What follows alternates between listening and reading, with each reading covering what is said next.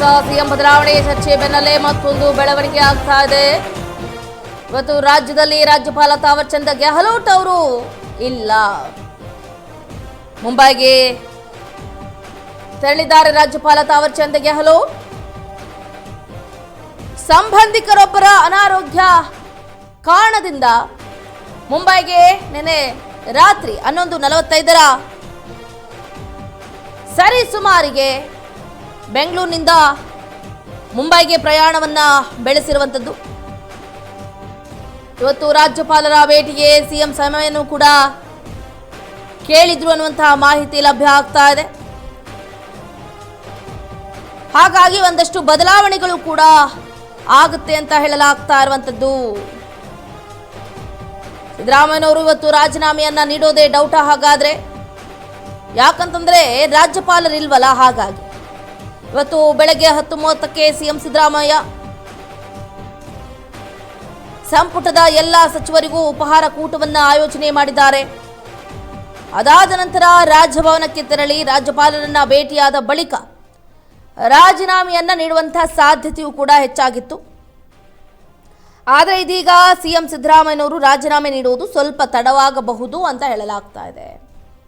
ಕಾರಣ ಈಗಾಗಲೇ ಹೇಳಿದ ಹಾಗೆ ರಾಜ್ಯಪಾಲ ತಾವರ್ ಚಂದ್ ಗೆಹ್ಲೋಟ್ ಅವರು ಮಧ್ಯರಾತ್ರಿ ದಿಢೀರ್ ಮುಂಬೈಗೆ ಪ್ರಯಾಣವನ್ನು ಬೆಳೆಸಿದ್ದಾರೆ.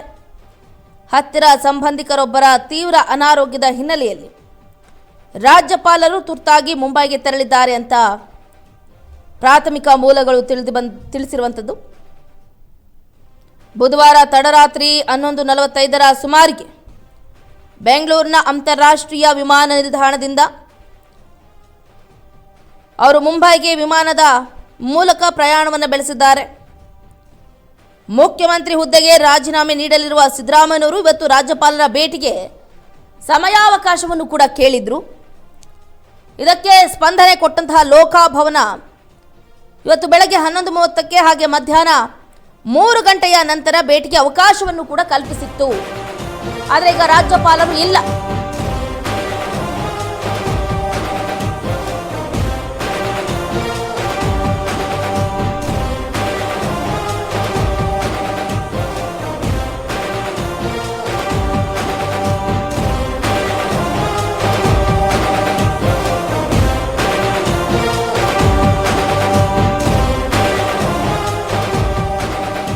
ರಾಜ್ಯಪಾಲರ ಭೇಟಿಗೆ ಸಮಯವನ್ನು ಕೇಳಿದ್ದಾರೆ ಸಿದ್ದರಾಮಯ್ಯನವರು. ಮಧ್ಯಾಹ್ನ ಲೋಕಭವನಕ್ಕೆ ಭೇಟಿ ನೀಡುವುದಾಗಿ ಮಾಹಿತಿಯನ್ನು ಕೂಡ ಕೊಟ್ಟಿದ್ದಾರೆ. ರಾಜ್ಯಪಾಲರ ಭೇಟಿಗೆ ಸಮಯವನ್ನು ಕೇಳಿರ್ತಾರೆ ಸಿದ್ದರಾಮಯ್ಯ. ಸಿಎಂ ಭೇಟಿಗೆ 2 ಸಮಯವನ್ನು ಕೊಟ್ಟಿರ್ತಾರೆ ಗವರ್ನರ್ ಅವರು. ಬೆಳಗ್ಗೆ 11:30ಕ್ಕೆ ಹಾಗೆ ಮಧ್ಯಾಹ್ನ 3 ಗಂಟೆ ನಂತರ. ಇದೇ ಸಂದರ್ಭದಲ್ಲಿ ಮುಂಬೈಗೆ ತೆರಳಿದ್ದಾರೆ ಗೆಹ್ಲೋಟ್. ರಾಜ್ಯಪಾಲರ ಅನುಪಸ್ಥಿತಿಯಲ್ಲಿ ಇದೀಗ ಸಿಎಂ ರಾಜೀನಾಮೆ ನೀಡುವುದು ಅಥವಾ ರಾಜ್ಯಪಾಲರನ್ನ ಭೇಟಿ ಮಾಡುವುದು ಡೌಟ್. ರಾಜ್ಯಪಾಲರು ಸಿಗದೇ ಇದ್ರೆ ಬೇರೆ ಯಾರನ್ನಾದ್ರೂ ಭೇಟಿ ಆಗ್ತಾರಾ? ಕಾರ್ಯದರ್ಶಿಯವರನ್ನ ಭೇಟಿ ಆಗ್ತಾರಾ? ಅದೆಲ್ಲ ಸದ್ಯಕ್ಕೆ ಇಲ್ಲ. ರಾಜ್ಯಪಾಲರನ್ನೇ ಭೇಟಿ ಆಗಬೇಕು. ಯಾಕಂತಂದ್ರೆ ಇದು ಮಹೋನ್ನತ ಹುದ್ದೆ ಆಗಿರೋದ್ರಿಂದ ರೂಲ್ಸ್ ಅಂಡ್ ರೆಗ್ಯುಲೇಷನ್ಸ್ಗಳನ್ನು ಫಾಲೋ ಮಾಡಬೇಕಾಗಿದೆ. ಸಮಯಾವಕಾಶವನ್ನು ಕೊಟ್ಟಿದ್ದಾರೆ. ಲೋಕಭವನ ಗುರುವಾರ ಬೆಳಿಗ್ಗೆ 11:30ಕ್ಕೆ ಹಾಗೆ ಮಧ್ಯಾಹ್ನ 3 ಗಂಟೆಯ ನಂತರ ಭೇಟಿಗೆ ಅವಕಾಶವನ್ನು ಕೂಡ ಕಲ್ಪಿಸಿಕೊಟ್ಟಿತ್ತು. ಸಿಎಂ ಭೇಟಿಗೆ ಕೆಲವೇ ಗಂಟೆಗಳು ಬಾಕಿ ಇರುವಾಗ ಇದೀಗ ರಾಜ್ಯಪಾಲರು ಮಧ್ಯರಾತ್ರಿನೇ ರಾಜಧಾನಿ ತೊರೆದಿರೋದು ತೀವ್ರ ಕುತೂಹಲವನ್ನ ಮೂಡಿಸಿರುವಂಥದ್ದು. ರಾಜ್ಯಪಾಲರು ಇವತ್ತೇ ಮುಂಬೈನಿಂದ ಮರಳಿ ಬರ್ತಾರಾ ಇಲ್ವಾ ಅನ್ನೋದರ ಬಗ್ಗೆ ಖಚಿತ ಮಾಹಿತಿ ಇಲ್ಲ. ಒಂದು ವೇಳೆ ಮರಳಿ ಬಂದರೂ ಮಧ್ಯಾಹ್ನ 3 ಗಂಟೆಯ ನಂತರ ಸಿದ್ದರಾಮಯ್ಯ ತಮ್ಮ ಹುದ್ದೆಗೆ ರಾಜೀನಾಮೆಯನ್ನ ನೀಡಬಹುದೇ ವಿನಃ ಅದಕ್ಕೂ ಮುಂಚೆ ಯಾವುದೇ ರಾಜೀನಾಮೆ ಇಲ್ಲ. ಸಿಎಂ ಬದಲಾದ್ರೆ ಇಡೀ ಸಂಪುಟನೇ ಒಂದು ಕಡೆ ಬದಲಾಗಬೇಕಾಗಿದೆ. ಮಹತ್ವದ ಬದಲಾವಣೆಗಳು ಕೂಡ ನಡೆಯುತ್ತೆ. ಹಾಗಾಗಿ ಇದು ಸಿಎಂ ಸಿದ್ದರಾಮಯ್ಯನವರಿಗೆ ಎಷ್ಟು ಟೆನ್ಷನ್ ಕೊಟ್ಟಿದೆಯೋ ಏನೋ ಗೊತ್ತಿಲ್ಲ. ಸಾಕಷ್ಟು ಸಚಿವರಿಗೆ ಮಾತ್ರ ನಿದ್ದೆಗೆಡಿಸಿದೆ ಅಂದ್ರೂ ಕೂಡ ತಪ್ಪಿಲ್ಲ. ಇಡೀ ಕರ್ನಾಟಕ ರಾಜಕೀಯದಲ್ಲಿ ಮುಖ್ಯಮಂತ್ರಿ ರಾಜೀನಾಮೆ ಪ್ರಕ್ರಿಯೆ ಬೆನ್ನಲ್ಲೇ ರಾಜ್ಯ ಸಚಿವ ಸಂಪುಟದಲ್ಲೂ ಕೂಡ ಅತ್ಯಂತ ಪ್ರಮುಖ ಹಾಗೆ ಮಹತ್ವದ ಬದಲಾವಣೆಗಳಿಗೆ ಹೈಕಮಾಂಡ್ ಮಾಸ್ಟರ್ ಪ್ಲಾನ್ ಅನ್ನ ಸಿದ್ಧಪಡಿಸಿರುವಂಥದ್ದು. ಸಾಂವಿಧಾನಿಕ ನಿಯಮಗಳ ಪ್ರಕಾರ ಮುಖ್ಯಮಂತ್ರಿಯೊಬ್ಬರು ರಾಜೀನಾಮೆ ನೀಡಿದ ತಕ್ಷಣ ಅವರ ಇಡೀ ಸಚಿವ ಸಂಪುಟವೇ ಸ್ವಯಂ ಚಾಲಿತವಾಗಿ ರದ್ದಾಗುತ್ತೆ. ಹಾಗೆ ಸಚಿವರು ತಮ್ಮ ಸ್ಥಾನಗಳನ್ನು ಕಳೆದುಕೊಳ್ತಾರೆ. ಹೊಸ ಮುಖ್ಯಮಂತ್ರಿ ಅಧಿಕಾರ ವಹಿಸಿಕೊಂಡ ನಂತರವೇ ನೂತನ ಸಚಿವರು ಪ್ರಮಾಣ ವಚನವನ್ನ ಸ್ವೀಕರಿಸಬೇಕಾಗುತ್ತೆ. ಈ ತಾಂತ್ರಿಕ ಪ್ರಕ್ರಿಯೆಯನ್ನೇ ಬಳಸಿಕೊಂಡು ಕಾಂಗ್ರೆಸ್ ಹೈಕಮಾಂಡ್ ಇಡೀ ತಂಡವನ್ನೇ ಬದಲಾಯಿಸುವುದಕ್ಕೆ ಮುಂದಾಗಿದ್ದು, ಜಿದ್ದಿಗೆ ಬಿದ್ದಿರುವ ಬಣಗಳನ್ನ ಶಾಂತಗೊಳಿಸುವುದಕ್ಕೆ ಭಾರೀ ಜಾತಿ ಸಮೀಕರಣದ ಹೊಸ ಸೂತ್ರವನ್ನು ಕೂಡ ಸಿದ್ಧಪಡಿಸಿದೆ ಎನ್ನಲಾಗ್ತಾ ಇದೆ. ಮುಖ್ಯಮಂತ್ರಿ ರಾಜೀನಾಮೆಯಿಂದ ಇಡೀ ಸಚಿವ ಸಂಪುಟವೇ ರದ್ದಾಗಲಿದೆ. ನೂತನ ಸಿಎಂ ನೇತೃತ್ವದಲ್ಲಿ ಹೊಸ ಟೀಂ ರಚನೆಗೆ ಕಸರತ್ತು ಕೂಡ ನಡೆಯುತ್ತೆ. ಸಿಎಂ ಪುತ್ರ ಡಾಕ್ಟರ್ ಯತೀಂದ್ರ ಸಿದ್ದರಾಮಯ್ಯನವರಿಗೆ ಡಿಸಿಎಂ ಪಟ್ಟ ನೀಡುವುದಕ್ಕೆ ಹೈಕಮಾಂಡ್ ಒಂದು ಕಡೆ ಒಲವನ್ನ ವ್ಯಕ್ತಪಡಿಸೋರೋದ್ರ ನಡುವೆ 4 ಡಿಸಿಎಂ ಹುದ್ದೆಗಳ ಭಾರಿ ಲೆಕ್ಕಾಚಾರ ಕೂಡ ನಡೀತಾ ಇದೆ. ಸಿದ್ದರಾಮಯ್ಯ ರಾಜಕೀಯ ಹಿರಿತನ ಹಾಗೆ ಗೌರವಕ್ಕೆ ಯಾವುದೇ ಧಕ್ಕೆ ಬಾರದಂತೆ ನೋಡ್ಕೊಳ್ಳೋದಕ್ಕೆ ಹೈಕಮಾಂಡ್ ಹಲವು ಪ್ರಮುಖ ಭರವಸೆಗಳನ್ನು ಕೂಡ ನೀಡಿದೆ ಅನ್ನುವಂತಹ ಮಾಹಿತಿ ಕೂಡ ಲಭ್ಯ ಆಗಿದೆ. ಹೊಸದಾಗಿ ಸೃಷ್ಟಿಸುವುದಕ್ಕೆ ಉದ್ದೇಶಿಸಿರುವ 4 ಡಿಸಿಎಂ ಹುದ್ದೆಗಳಲ್ಲಿ ಒಬಿಸಿ ಕೋಟಾದ ಅಡಿಯಲ್ಲಿ ಸಿದ್ದರಾಮಯ್ಯನವರ ಪುತ್ರ ಡಾಕ್ಟರ್ ಯತೀಂದ್ರ ಸಿದ್ದರಾಮಯ್ಯನವರಿಗೂ ಕೂಡ ಗುಡ್ ಲಕ್ ಲಭಿಸಲಿದೆಯಂತೆ.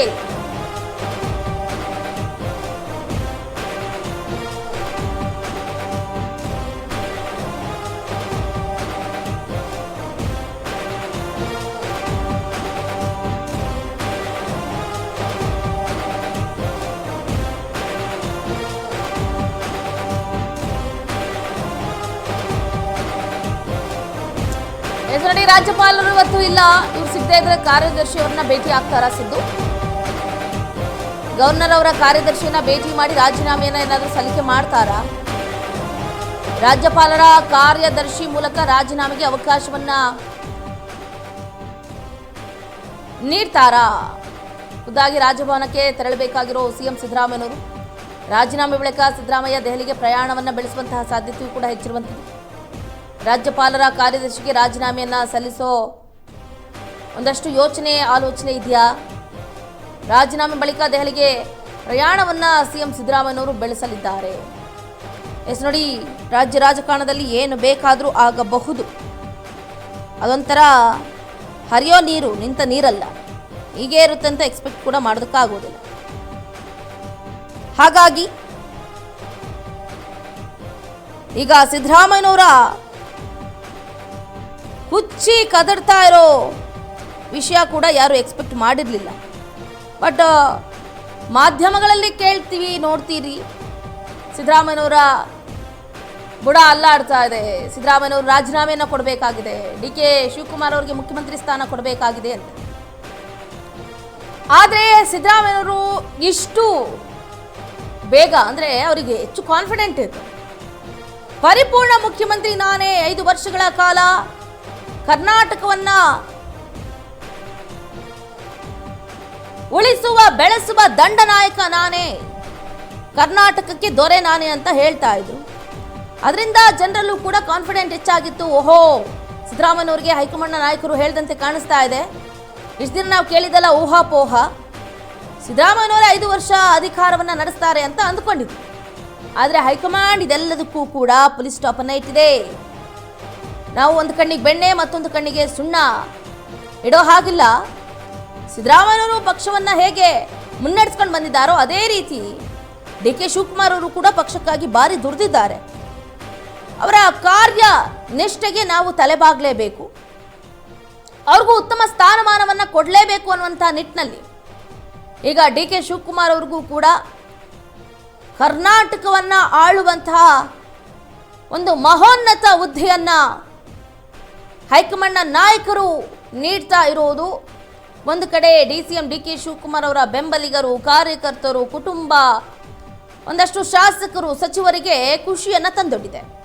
ಆದರೆ ಅಹಿಂದ ನಾಯಕ ಅಂತ ಅನ್ಸ್ಕೊಂಡಿರುವ ಸಿಎಂ ಸಿದ್ದರಾಮಯ್ಯನವರು ಕೆಳಗೆ ಇಳಿತಾರೆ ಅಂದ ತಕ್ಷಣ ಅವರ ಲಕ್ಷಾಂತರ ಅಭಿಮಾನಿಗಳು ಕಣ್ಣೀರ ಧಾರಿಯನ್ನ ಸುರಿಸಿದ್ರು.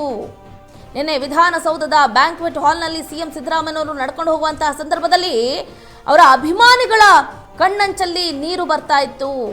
ಪರಿಪರಿಯಾಗಿ ಬೇಡ್ಕೊಂಡ್ರು, ಸಾಹೇಬ್ರೇ ದಯವಿಟ್ಟು ರಾಜೀನಾಮೆ ಕೊಡಬೇಡಿ, ನಿಮ್ಮನ್ನ ನಾವು ಈ ರೀತಿ ನೋಡೋದಕ್ಕಾಗ್ತಾ ಇಲ್ಲ, ನಿಮ್ಮನ್ನ ಈ ಸಪ್ಪೆ ಮುಖದಲ್ಲಿ ನೋಡೋದಕ್ಕಾಗ್ತಾ ಇಲ್ಲ, ದಯಮಾಡಿ ಯಾವುದೇ ಕಾರಣಕ್ಕೂ ರಾಜೀನಾಮೆಯನ್ನು ಕೊಡಬೇಡಿ, ನಿಮ್ಮ ಪರವಾಗಿ ನಾವು ಹೈಕಮಾಂಡ್ ನಾಯಕರನ್ನ ಅಂದರೆ ರಾಹುಲ್ ಗಾಂಧಿ ಅವರನ್ನ ಕೇಳ್ಕೊಳ್ತೀವಿ, ಪ್ರಿಯಾಂಕಾ ಗಾಂಧಿ ಅವರನ್ನ ಕೇಳ್ಕೊಳ್ತೀವಿ, ಸೋನಿಯಾ ಗಾಂಧಿ ಅವರನ್ನ ಕೇಳ್ಕೊಳ್ತೀವಿ, ನೀವು ಯಾರನ್ನ ಕೇಳಿ ಅಂತೀರೋ ಅವ್ರನ್ನ ಕೇಳ್ಕೊಳ್ತೀವಿ ಅಂತ ಜನಸಾಮಾನ್ಯರು ಕಂಡ್ರಿ.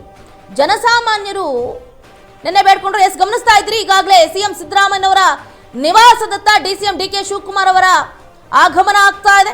ನೂತನ ಮುಖ್ಯಮಂತ್ರಿ ಆಗುವ ಭರದಲ್ಲಿ ಸಿಎಂ ಸಿದ್ದರಾಮಯ್ಯನವರನ್ನ ಯಾವ ರೀತಿ ಮುತ್ತಿಗೆ ಹಾಕ್ತಾ ಇದ್ದಾರೆ ನೋಡ್ತಾ ಇದ್ದೀರಿ, ಗಮನಿಸ್ತಾ ಇದ್ದೀರಿ ದೃಶ್ಯಗಳನ್ನ. ಸಿಎಂ ಸಿದ್ದರಾಮಯ್ಯನವರು ಏನು ರಾಜೀನಾಮೆ ಕೊಡ್ತಾರೆ ಅಂದ ತಕ್ಷಣ ಫಿಕ್ಸ್ ಆಗ್ಬಿಟ್ಟಿದ್ದಾರೆ ಜನ. DK ಶಿವಕುಮಾರ್ ಅವರೇ ಮುಖ್ಯಮಂತ್ರಿ, there is no doubt, there is no changes ಅಂತ. ನೋಡಿ ಯಾವ ರೀತಿ ಕ್ಯಾಮ್ರಾ ಕಣ್ಗಾವಲಿನಲ್ಲಿ ಈಗ DK ಸಾಹೇಬ್ರಿದ್ದಾರೆ ಅಂತ. ಸಿಎಂ ಸಿದ್ದರಾಮಯ್ಯನವರ ನಿವಾಸದತ್ತ ಆಗಮಿಸಿದ್ದಾರೆ DK. ಇನ್ನೇನು ಕೆಲವು ಕ್ಷಣದಲ್ಲಿ ಬ್ರೇಕ್ಫಾಸ್ಟ್ ಮೀಟಿಂಗ್ ನಲ್ಲಿ ಭಾಗಿಯಾಗಲಿದ್ದಾರೆ. ತುಂಬಾ ಕಾಮ್ ಅಂಡ್ ಕೂಲ್ ಆಗಿ ಕೂತಿದ್ದಾರೆ. No reaction, nothing. ಅವರು ಸಾಕಷ್ಟು ಹೇಳಿಕೆಗಳನ್ನ ಕೊಟ್ಟಿದ್ರು, ಒಂದಷ್ಟು ಮೀಮ್ಸ್ಗಳಲ್ಲೂ ಕೂಡ ನಾವು ಗಮನಿಸಿದ್ದೀವಿ. ಸಮಯ ಕಾಲಾವಕಾಶ ಬಂತು ಅಂತಂದ್ರೆ ಅದೃಷ್ಟ ಒದ್ಕೊಂಡು ಬರುತ್ತೆ, ಯಾರನ್ನು ಕೂಡ ಹಿಡಿಯೋದಕ್ಕೆ ಸಾಧ್ಯ ಇಲ್ಲ ಅನ್ನುವಂಥ ಒಂದು ಹೇಳಿಕೆ ಇದೀಗ ಸೋಷಿಯಲ್ ಮೀಡಿಯಾದಲ್ಲಿ ಭಾರಿ ಸೌಂಡ್ ಮಾಡ್ತಾ ಇದೆ. ನೋಡಿ ಯಾವ ಕ್ಷಣದಲ್ಲಿ ಹೇಗೆ ಅದೃಷ್ಟ ಬದಲಾವಣೆ ಆಗುತ್ತೆ ಅಂತ ಯಾರು ಕೂಡ ಊಹೆ ಮಾಡೋದಕ್ಕೆ ಸಾಧ್ಯನೇ ಇಲ್ಲ.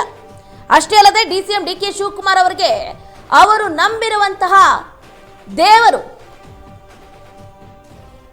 ಜೇನುಕಲ್ಲು ಸಿದ್ದೇಶ್ವರ ಶ್ರೀಗಳು ಹೇಳಿರ್ತಾರೆ, ಸಿದ್ದರಾಮಯ್ಯ ರಾಜೀನಾಮೆ ಆಗುತ್ತೆ, DK ಶಿವಕುಮಾರ್ ಅವರ ಪಟ್ಟಾಭಿಷೇಕ ಆಗುತ್ತೆ ಅಂತ. ಆ ಹೇಳಿಕೆ ಬೆನ್ನಲ್ಲೇ ಇದೀಗ DK ಕರ್ನಾಟಕಕ್ಕೆ ಅಧಿಪತಿ ಆಗ್ತಿದ್ದಾರೆ. ಅಷ್ಟೇ ಅಲ್ಲದೆ ಈ ಹಿಂದೆ DK ಶಿವಕುಮಾರ್ ಅವರಿಗೆ ಇದೆ ಶ್ರೀಗಳು ಅವರು ನಂಬಿರುವಂತಹ ಮನೆ ದೇವರು. ಆದ್ರೆ ಈ ಬಾರಿನೇ ಮುಖ್ಯಮಂತ್ರಿ ಆಗ್ಬೇಕು, ಇಲ್ಲ ಅಂತಂದ್ರೆ ಕಷ್ಟ ಆಗುತ್ತೆ ಅಂತ ಹೇಳಲಾಗ್ತಾ ಇತ್ತು. ಗಮನಿಸ್ತಾ ಇದ್ರಿ, ಈಗಾಗಲೇ ಸಿಎಂ ಸಿದ್ದರಾಮಯ್ಯನವರ ನಿವಾಸಕ್ಕೆ ಬಂದಿಳಿದಿದ್ದಾರೆ DK ಶಿವಕುಮಾರ್. ಅವರ ಬೆಂಬಲಿಗರು, ಕಾರ್ಯಕರ್ತರು ಅವರನ್ನ ಮಾತಾಡಿಸುವಂತಹ ಪ್ರಯತ್ನ ಕೂಡ ನಡೀತಾ ಇದೆ. DK ಬಂದಾಯ್ತು ಸಿಎಂ ಸಿದ್ದರಾಮಯ್ಯನವರ ನಿವಾಸಕ್ಕೆ. ಇನ್ನೇನು ಕೆಲವು ಕ್ಷಣಗಳಲ್ಲಿ ಬ್ರೇಕ್ಫಾಸ್ಟ್ ಮೀಟಿಂಗ್ ಕೂಡ ಆರಂಭ ಆಗುತ್ತೆ. ಮಹತ್ವದ ಬೆಳವಣಿಗೆಗಳು ಕೂಡ ನಡೆಯುತ್ತೆ. ಮಾತಾಡ್ತಾರೆ ದೆಹಲಿಯಲ್ಲಿ. ಸರ್, ನಿಮ್ಮನ್ನ 1-to-1 ಮೀಟಿಂಗ್ಗೆ ಕರೆದ್ರು, ಏನು ಮಾತಾಡಿದ್ರು ಸರ್? ನನ್ನ 1-to-1 ಮೀಟಿಂಗ್ಗೆ ಕರೆದ್ರು, ಹಿಂಗೆ ಮಾತಾಡಿದ್ರು ಸರ್, ನಿಮಗೆ ಖುಷಿ ಇದೆಯಾ? ನಾನು ಮುಖ್ಯಮಂತ್ರಿ ಆಗ್ತಾ ಇರೋದು ನಿಮಗೆ ಖುಷಿ ಇದೆಯಾ? ಅಥವಾ ಕಾಮನ್ ಆಗಿ ಮಾತಾಡ್ತಾರೆ, ಇಟ್ಸ್ ಕಾಮನ್. ಎಲ್ರಿಗೂ ಕೂಡ ಎಲ್ಲ ಭಾವನೆಗಳನ್ನ ವ್ಯಕ್ತಪಡಿಸುವಂತಹ ಸ್ವಾತಂತ್ರ್ಯ ಇದೆ. DK ಶಿವಕುಮಾರ್ 3 ವರ್ಷಗಳ ಕಾಲ ತಡ್ಕೊಂಡು ಬಂದಿದ್ದಾರೆ. ಸೊ ಹಾಗಾಗಿ